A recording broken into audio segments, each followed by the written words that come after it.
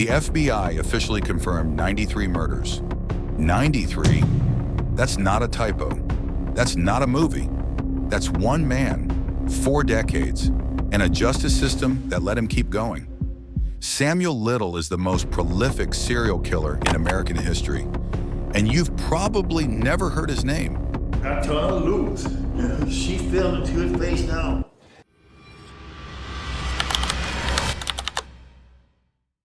Samuel Little was born in Reynolds, Georgia in 1940. He never had a stable home. His grandmother raised him. As a teenager, he drifted. As a young adult, he drifted further. By his 20s, he'd already been arrested. Breaking and entering, fraud, assault. The courts processed him, released him, processed him again. He traveled constantly. No fixed address, no job that lasted more than a few months. Just city to city, Atlanta, Miami, Los Angeles, Cleveland, San Diego. He blended into the margins of American life, and in those margins, he found his victims.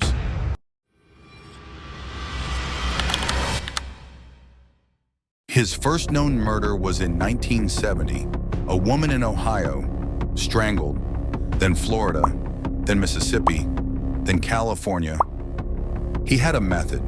He targeted women who lived on society's edges, sex workers, drug addicts, homeless women, mostly black women. He would approach them, offer a ride. He was physically large, 250 pounds, but he had a calm about him, and then he killed them with his bare hands. He strangled every single one. No weapons, no shell casings, no forensic trail investigators knew how to follow. By 1980, the number was growing. By 1990, it was still growing. The families waited. The cases went cold. And Samuel Little moved on to the next city: Cleveland, Louisville, Memphis, Odessa, Las Vegas, Los Angeles again. He killed in 19 states, over 40 years, and almost no one was looking.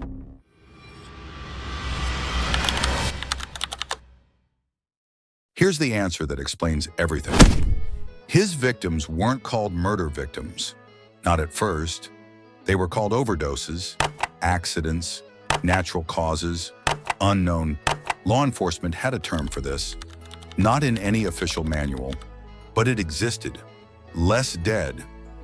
The idea that certain victims, because of who they were, how they lived, where they lived, required less investigation. A woman found strangled in an alley? The report might read, probable drug-related cause of death. Case closed. 93 times that happened. Little was actually arrested 3 times during his killing years: 1982, 1984, 1985. Each time convicted on other charges, did his time, walked out. In 2012, he was arrested in a homeless shelter in Louisville, Kentucky on drug charges. Routine, unremarkable. But police ran his DNA. It matched 3 unsolved murders in Los Angeles County from the 1980s. For the first time, Samuel Little went to trial for murder. In 2014, he was convicted. 3 counts, life in prison. But investigators had a feeling. This wasn't 3 victims. This was much more.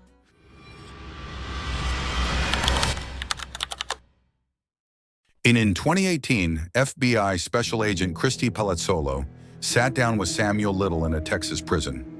He was 78 years old, in a wheelchair, an oxygen mask nearby, and he started talking. Over multiple sessions, he confessed to 93 murders. Not as part of a plea deal, not in exchange for anything. He simply started talking and didn't stop. He remembered every victim, their faces, the cities, the years. He drew them with colored pencils, portrait after portrait, from memory, of women he had killed decades earlier.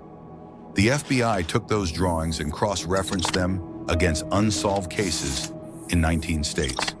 Case by case, they matched. By 2019, the FBI officially confirmed 93 murders, the highest confirmed total in American history. But here's what stayed with investigators. Many of those victims still haven't been formally identified. The drawings sit in FBI files. Families are still waiting, because when a system decides someone is less dead, that decision doesn't undo itself. Even decades later, even after the killer draws their face from memory.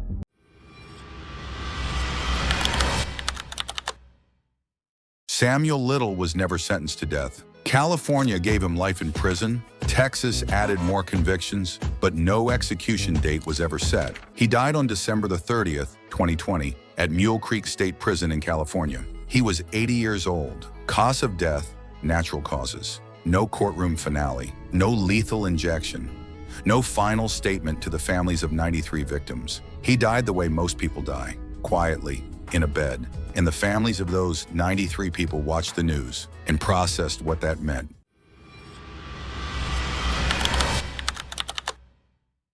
Here's what this case actually tells us. Samuel Little didn't outsmart the system. He had no master plan. He wasn't a genius. He was ordinary. He drifted. He killed. He drifted again. The system failed because it decided, consciously or not, that certain women didn't require the same investigation, that their deaths could be filed under causes that needed no further work. For 40 years, that decision protected him. It wasn't until a 2012 drug arrest in a Kentucky homeless shelter that the pattern finally became visible. And when it was, when a 78-year-old man in a wheelchair was finally asked to account for his life, he drew 93 faces. He remembered every single one. The system had forgotten them. He hadn't. Samuel Little, life in prison, natural causes, December 30th, 2020.